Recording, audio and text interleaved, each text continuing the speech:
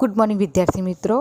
આજે આપણે ધોરણ 10 ગુજરાતી મીડિયમમાં જે 20મો પાઠ છે વિરલ વિભૂતિ, એનો પહેલો ભાગ, બીજા ભાગ વિશે આપણે ચર્ચા કરીશું। આજે આપણે ત્રીજા ભાગની ચર્ચા કરીશું કે આગલા પહેલા ભાગની આપણે પહેલા બે ભાગની અંદર શ્રીમદ રાજચંદ્રની જે અસાધારણ શક્તિ છે, આધ્યાત્મિક શક્તિ છે, એના ઘણા બધા પ્રસંગો આપણે જોઈ ગયા છીએ કે એમણે કહે છે કે નાનપણની અંદર કહે છે કે એમને કહે છે કે બીજા ભાગમાં આપણે જોયું તો કે જ્યારે એ નાના હતા ત્યારે કહે છે એમને જાતિ સ્મરણ થયું હતું કે જ્યારે એમના ગામની અંદર કહે છે દૂરના એમના સંબંધિત હતા એવા અમીચંદ કાકાનું કે જે સાપ કરડવાથી મૃત્યુ થયું, તેમને ગુજરી જવું, માણસ મરી જવું, એના વિશે કોઈ ખબર નથી। એટલે દાદાને પૂછે છે કે આ ગુજરી જવું એટલે શું? તો દાદાએ એટલી નાની ઉંમરના બાળકને ગુજરી જવું એ બધું ડિટેલમાં સમજાવી શકાય નહીં, એટલે કહે છે પછી એમને કહે છે કે ગુજરી જવું એટલે કે પેલું રાજચંદ્ર ખૂબ જ બોલ કરે છે, પ્રશ્ન પૂછ કરે કે દાદા મને કહો જ ગુજરી જવું એટલે શું? દાદા એમને કહે છે કે ગુજરી જવું એટલે કે શરીરમાંથી કહે છે દેહ નીકળી જવો, શરીરમાંથી કહે છે આત્મા નીકળી જવો, જીવ નીકળી જાય। હવે કહે છે અમીચંદ ચાલતા હાલી ચાલી શકશે ને એમને કહે છે દેહને કહે છે ત્યાં મશાણમાં લઈ જશે ને એમને કહે છે બાળી મૂકવામાં આવશે। અને રાજચંદ્ર જે હતા એમણે કહે છે અમીચંદ કાકા જે હતા બરાબર, એમને કહે છે ત્યાં આગળ કહે છે તળાવે લઈ ગયા અને એમના દેહને બાળ્યો બરાબર। એ એમણે કે ઝાડ ઉપર રહીને કહે છે એમના દેહની સાથે શું શું કરવામાં આવે છે એ આખી ઘટના કહે છે એમણે જોઈ હતી। અને ત્યાર પછી એમણે ખૂબ જ મનોમંથન કર્યું કે ગુજરી જવું શું છે કે માણસ હાલી ચાલી શકે નહીં, બોલી ચાલી ના શકે, પછી કહે છે કે એને કહે છે એનું જે શરીર છે એને બાળી નાખવામાં આવે છે। આ બધા વિશે એમણે ખૂબ જ ગહન ચિંતન કર્યું, ખૂબ જ ચિંતન કર્યું અને ગહન ચિંતનના અંતે કહે છે એમને જાતિ સ્મરણ થયું અને જાતિ સ્મરણ થયું કે ખરેખર મનુષ્યની જાતિ શું છે બરાબર, મનુષ્યની અંદર શરીરમાં કોનું મહત્ત્વ છે કે માણસ જીવતો છે ત્યાં સુધી બોલે ચાલી શકે છે, પછી મૃત્યુ પામે છે કોઈ પણ ઘટનાને કારણે કે ગમે તે રીતે, તો એનું શરીર કેમ બોલી ચાલી શકતું નહીં?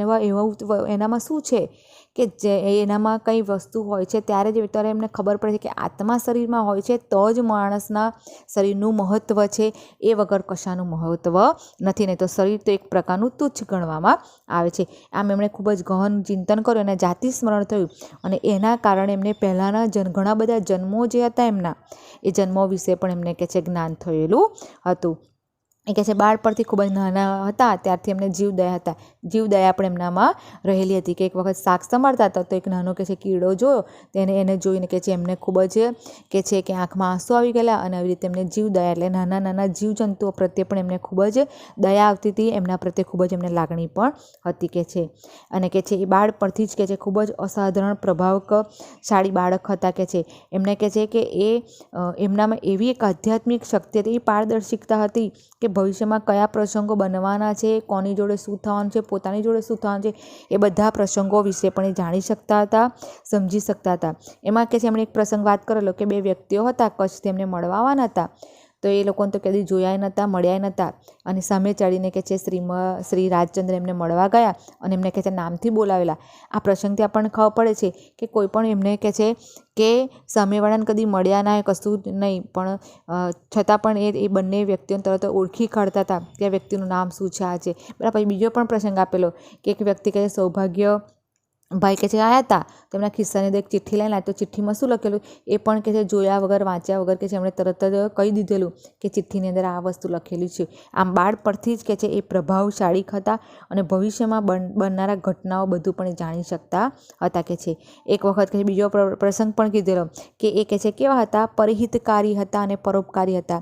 એની માટે એમણે પ્રસંગ આપેલો કે કહે છે એક વખત કહે છે એમના ગામના ધારસીભાઈ જોડે રાજકોટ ગયા હતા અને બે મામાને ત્યાં ગયા તો મામાને ખબર પડી કે ધારસીભાઈની જોડે કહે છે પોતાનો ભાણિયો આવ્યો છે, તો અમે લોકોને કંઈ જૂનું ધારસીભાઈ જોડે બંને મામાને જૂનું વેર હતું અને વેરને કહે છે બદલો વાળવા માટે એમને મારી નાખવાનું એક કાવતરું ઘડે છે અને રાજચંદ્રને ખબર પડે છે રાજચંદ્રને, એટલે તરત જ એ પેલા ધારસીભાઈને બચાવી લે છે ને એમને કહી દે છે કે મારા મામા બંને કહે છે તમને મારી નાખવા માટેનું કંઈ કાવતરું ઘડે છે।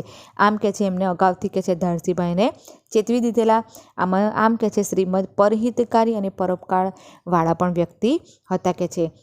અને કહે છે રાજચંદ્ર કહે છે ખૂબ જ આધ્યાત્મક શક્તિ હતી અને વાંચનમાં અને લેખનમય શક્તિ પણ એમની ખૂબ જ કહે છે નાની ઉંમરમાં કહે છે વિકસી હતી કહે છે। એમણે કહે છે પછી કહે છે શું કર્યું કે 11 વર્ષની ઉંમરે કહે છે બુદ્ધિ પ્રકાશન જે છે એ સુપ્રતિષ્ઠિત કહે છે સામાયિકમાં લેખ લખેલા। ત્યાર પછી 13-14 વર્ષની ઉંમરે કહે છે એમણે કહે છે કે સંસ્કૃત પ્રાકૃત ગ્રંથોનો પણ અભ્યાસ કર્યો હતો. 16-17 વર્ષની ઉંમરે કે છે સ્ત્રી યુનિતિ બોધકનો ગ્રંથ રચેલો, મોક્ષમાળા, પુષ્પમાળા, આવા ઘણા બધા કે છે કે ગ્રંથોની પણ એમણે રચના કરી હતી. અને નડિયાદમાં કે છે એક જ બેઠકે કે છે 1.5 કલાકમાં શ્રીમદે કે છે શ્રી આત્મસિદ્ધિ શાસ્ત્ર નામનો પણ ગ્રંથ કે છે લખેલો હતો. આમ કે છે કે શ્રીમદ રાજચંદ્ર જે છે એ ખૂબ જ આધ્યાત્મિક શક્તિ ધરાવતા એક પ્રભાવશાળી, એક અલગ પ્રકારના, એક પરહિતકારી, પરોપકાર વૃત્તિવાળા માણસ હતા. હવે આપણે આગળ ત્રીજો ભાગ જોઈએ. વઢવાણ કેમ્પમાં તેમણે ઈસવીસન 1900માં પરમશ્રુત પ્રભાવક મંડળની સ્થાપના કરેલી. આ સંસ્થાએ ઉચ્ચ કોટીનું સાહિત્ય વિવિધ ભાષાઓમાં પ્રસિદ્ધ કરેલું. ગુજરાતમાં તેમના નામ સાથે જોડાયેલી અનેક સંસ્થાઓ અગાસ, કોબા, અમદાવાદ, ગુજરાત વિદ્યાપીઠ, સાયલા, રાજકોટ, મોરબી, ખંભાત, ઈડર, સિમરડા, કાવીઠા, ધરમપુરમાં કાર્યરત છે. કે એમણે કે છે કે વઢવાણમાં કે છે કેમ્પની અંદર કે છે તેમણે ઈસવીસન 1900ની અંદર કે છે પરમશ્રુત પ્રભાવક નામનું એક મંડળની કે છે સ્થાપના કરેલી કે છે. અને આ સંસ્થા કે છે ઉચ્ચ કોટીના સાહિત્ય વિવિધ ભાષાઓમાં કે છે પ્રસિદ્ધ પણ કરાયેલું હતું કે છે. ગુજરાતમાં પણ કે છે એમના નામ સાથે ઘણી બધી સંસ્થાઓ પણ કે છે કાર્યરત છે. અગાસ, કોબા, અમદાવાદ, સાયલા, રાજકોટ, મોરબી, ખંભાત, ઈડર, કાવીઠા, ધરમપુર, ઘણી બધી જગ્યા પર અત્યારે હાલમાં પણ કે છે કે શ્રીમદ રાજચંદ્ર જે છે એમણે જે સંસ્થાઓ નાખે તે અત્યારે હાલમાં પણ ખૂબ જ કાર્ય. અહીંયા આગળ આપણે જોઈએ તો નજીકમાં જે અગાસ છે, બરાબર, અગાસ બોરિયા ગામ કહીએ છીએ, બરાબર, તો ત્યાં આગળ પણ અત્યારે કે છે શ્રીમદ રાજચંદ્ર, ત્યાં આગળ આપણે અગાસ બોરિયા ત્યાં આગળ વચ્ચે આશ્રમ એમનું આપેલું છે કે ત્યાં આગળ બી અત્યારે એમનું ત્યાંનું ઘણું એવું એક નાનું એવું મ્યુઝિયમ છે. ત્યાં આગળ સરસ મજાનો આશ્રમ છે.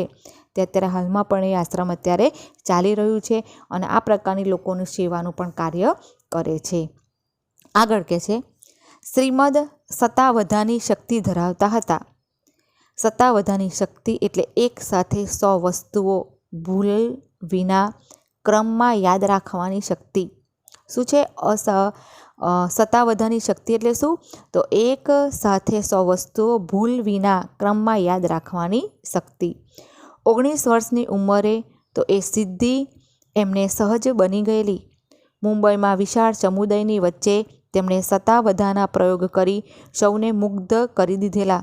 આ સિદ્ધિ બદલ તેમને સુવર્ણચંદ્રક એનાયત થયેલો અને સાક્ષાત સરસ્વતીનું બિરુદ પ્રદાન કરાયેલું. ભારતમાં રાષ્ટ્રીય કક્ષાના અનેક અખબારોએ એની નોંધ લીધેલી. પછીથી અવધાન પ્રયોગનો પણ તૃણવત ત્યાગ કરેલો. શ્રીમદ તેમની 23 વર્ષની ઉંમરે આત્મ સાક્ષાત્કાર થયેલો. સમય મળે તે મુંબઈ છોડીને નિવૃત્ત માટે એકાંત સ્થળોમાં, વનોમાં કે પહાડોમાં એકલા ચાલ્યા જતા. કે શ્રીમદ રાજચંદ્ર જે છે એમને સતાવધાની શક્તિ કે છે ધરાવતા હતા. એટલે કે છે કે એક સાથે કોઈ પણ 100 વસ્તુઓ કે છે ભૂલ વિના એક સાથે ક્રમમાં કે છે બોલવાની કે છે શક્તિ ધરાવતા હતા. 19 વર્ષની કે છે ઉંમરે કે છે આ શક્તિ કે છે એમની અસાધારણ સિદ્ધિ સહજ બની ગયેલી કે છે. મુંબઈમાં એક વખત વિશાળ સમુદાયની વચ્ચે કે છે તેમણે સતાવધાનો કે છે પ્રયોગ કરી અને બધાને કે છે મુગ્ધ કરી દીધેલા હતા કે છે. એની માટે કે છે આ સિદ્ધિ માટે કે છે એમને સુવર્ણચંદ્રક પણ એનાયત થયેલો હતો. સાક્ષાત કે છે સરસ્વતીનું બિરુદ પણ એમને મળેલું હતું. ભારતના કે છે રાષ્ટ્રીય કક્ષાના અનેક અખબારોએ કે છે તેની નોંધ લીધેલી અને પછીના કે છે અવધાન પ્રયોગના પણ તેમને કે છે તૃણવત ત્યાગ કરેલો. અને શ્રીમદને કે તેમની 23 વર્ષની ઉંમરે કે છે આત્મ સાક્ષાત્કાર થયેલો અને પછી તેમણે કે છે મુંબઈ છોડી અને એકાંત સ્થળોમાં, વનો, પહાડોમાં કે છે એકલા ચાલ્યા જઈ અને ભગવાનનું સ્મરણ કરતા હતા. આગળ કે છે ઝબકભાઈ સાથે તેમનું લગ્ન થયેલું. ગૃહસ્થ જીવનમાં તેમને 2 પુત્રો અને 2 પુત્રી હતા.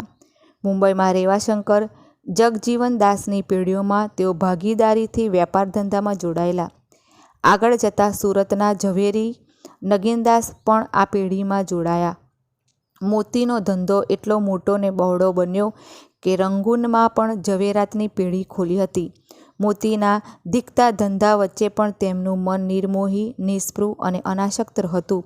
ઘર વ્યવહાર અને વેપાર ધંધાના કામોની વચ્ચે પણ તેમની વૈરાગ્ય દશામાં કોઈ ફરક પડતો નહીં.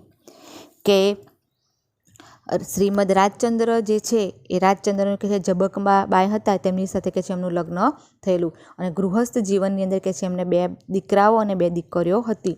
મુંબઈમાં કે છે રેવાશંકર જગજીવનની પેઢીમાં તેઓ કે છે ભાગીદાર બની અને કે છે જે કંઈ વેપાર ધંધામાં કે છે જોડાયા હતા અને કે છે સુરતમાં કે છે ઝવેરી નગીનદાસની પણ પેઢીમાં કે છે જોડાયા અને આ પ્રમાણે એમનો જે મોતીનો ધંધો જે છે, બરાબર, હીરાના મોતીના ધંધામાં કે છે એ ધંધામાં પણ કે છે એમણે ઘણી બધી કે છે પ્રગતિ પણ કરી હતી અને કે રંગૂનમાં પણ ઝવેરીની કે છે પેઢી ખોલી અને કે છે એમણે આ ધંધાની અંદર કે છે ઘણું નામ પણ કે છે કમાયા હતા. આમ છતાં પણ કે છે પૈસા ટકે પણ ખૂબ જ સદ્ધર હોવા છતાં પણ એમનું મન કે છે નિર્મોહી, કોઈ પણ મોહ માયા વગરનું, નિસ્પૃહ અને અનાસક્ત કે છે હતું. ઘર વ્યવહાર અને કે છે વેપાર ધંધામાં પણ એ પૂરેપૂરું મન લગાવીને કામ કરતા હતા. એની વચ્ચે પણ એ વૈરાગ્ય દશામાં પણ કોઈ ફરક પડતો હતો નહીં. એ કે છે જે પરોપકારના કામ કરવા છે, ભગવાનનું આધ્યાત્મિક એમનો વધારે પડતો સમય, ઘર સંસાર પોતાના પરિવારને પણ પૂરતો સમય આપતા હતા. જે કંઈ ધંધો હતો એ ધંધામાં પણ એ સંપૂર્ણ રીતે કાર્યરત હતા અને એ સિવાય ભગવાનમાં જે વૈરાગ્ય જે જીવન છે એ વૈરાગ્ય જીવન પણ એમાં કોઈ ફરક પડતો નહોતો. એ હંમેશા લોકોના કામ કરવામાં, લોકોની માટે હંમેશા તત્પર રહેતા હતા. આગળ કે છે શ્રીમદ રાજચંદ્ર અને મહાત્મા ગાંધીજીની પ્રથમ મુલાકાત મુંબઈમાં થઈ હતી. ડૉક્ટર પ્રાણજીવન દાસ મહેતા શ્રીમદજીના કાકા સસરા થતા હતા. ડૉક્ટર મહેતાએ ગાંધીજીને શ્રીમદનો જ્ઞાની અને સત્તાવધાની તરીકે પરિચય આપ્યો. ગાંધીજી પોતે બેરિસ્ટ વળી પાછા વિલાયતીથી પાછા ફરેલા. એમણે શ્રીમદને ચકાસી જોવા માટે જુદી જુદી ભાષાના કેટલાક શબ્દો લખી કાઢ્યા. એ શબ્દો શ્રીમદને વાંચી સંભળાવ્યા. આ પછી શ્રીમદે સહજ રીતે એક પછી એક બધા શબ્દો ગાંધીજીએ જે ક્રમમાં લખ્યા હતા તે ક્રમમાં કહી સંભળાવ્યા. ગાંધીજી ચકિત થઈ ગયેલા. શ્રીમદની સ્મરણશક્તિ, બહોળું જ્ઞાનશાસ્ત્ર, શુદ્ધ ચરિત્ર જોઈને ગાંધીજી તેમના અનુરાગી બન્યા. તેઓ આધ્યાત્મ અને ધર્મ સંબંધી મૂંઝવણો રજૂ કરતા, પ્રશ્નો પણ પૂછતા. શ્રીમદ પાસેથી તેમને યોગ્ય સમાધાન અને માર્ગદર્શન પ્રાપ્ત થતું. મુલાકાતો વખતે ગાંધીજી શ્રીમદની રહેણીકરણીનું પણ અવલોકન કરતા. ગાંધીજીમાં સત્ય, અહિંસા, બ્રહ્મચર્ય, અપરિગ્રહ, અભય વગેરે ગુણો વિકાસ પામ્યા અને દ્રઢ થયા. તેની મૂળ પ્રેરણા તેમને શ્રીમદમાંથી મળેલી. કે છે શ્રીમદ રાજચંદ્ર અને મહાત્મા ગાંધીની કે છે પહેલી વખત કે છે મુંબઈની અંદર કે છે મુલાકાત થઈ હતી. જે ડૉક્ટર પ્રાણજીવન દાસજી મહેતા જે છે, બરાબર, તો એ શ્રીમદ રાજચંદ્રના કે કાકા સસરા થતા હતા અને એ પ્રાણજીવન દાસ જે હતા એમના કારણે રાજચંદ્ર અને મહાત્મા ગાંધીની બંનેની એક વખત મુલાકાત કરાવી હતી અને કે છે રાજચંદ્રનો પરિચય કે છે જ્ઞાની અને સત્તાવધાની તરીકે પરિચય આપ્યો હતો.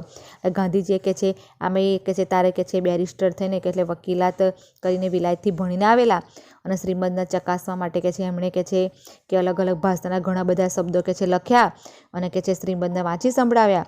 અને ખરેખર શ્રીમદ રાજચંદ્ર કે છે એ જે ગાંધીજીએ જે ક્રમમાં શબ્દો લખેલા હતા એ ક્રમની અંદર જ એક જ ફટાફટ કે છે એમને એક જ સરસ રીતે કે સરસ રીતે સહજબંધ કે છે એમને કે છે કહી સંભળાવ્યા.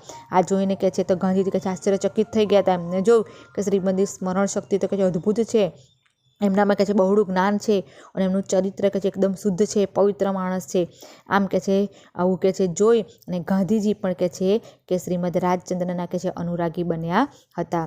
તેમણે કે છે આધ્યાત્મક લગતી અને ધર્મ સંબંધી કંઈ પણ મૂંઝવણ હોય તો એ કે છે શ્રીમદ રાજચંદ્રની આગળ રજૂ કરતા, એમના પ્રશ્ન પૂછતા અને એમની સાથેથી યોગ્ય સલાહ સૂચન લઈને કે ગાંધીજી પણ એ પ્રમાણે અનુસરતા હતા કે છે. અને કે છે આવીને ગાંધીજીની જોડે હવે પછી એક વખત મુલાકાત બાદ ગાંધીજી એમનાથી ખૂબ જ પ્રભાવિત થયા હતા. એના કારણે કે છે શ્રીમદ રાજચંદ્ર અને ગાંધીજીની વારંવાર મુલાકાત થતી અને શ્રીમદની રહેણીકરણીનું અવલોકન કરીને ગાંધીજીએ પોતાના જીવનમાં કે છે સત્ય, અહિંસા, બ્રહ્મચર્ય, અપરિગ્રહ, અભય, આવા ઘણા બધા ગુણો કે છે વિકસાવ. કોની પ્રેરણાથી અથવા કોની પ્રેરણા લઈને અથવા કોને જોઈને? તો શ્રીમદ રાજચંદ્રને જોઈને પણ ગાંધીજીએ ઘણા બધા કે છે ગુણો એમનું અવલોકન કરીને ગાંધીજીએ સત્ય, અહિંસા જેવા ગુણો કે છે પ્રેરણા લઈ અને કે છે એ કે છે આગળ વધેલા હતા કે છે. આગળ જોઈએ.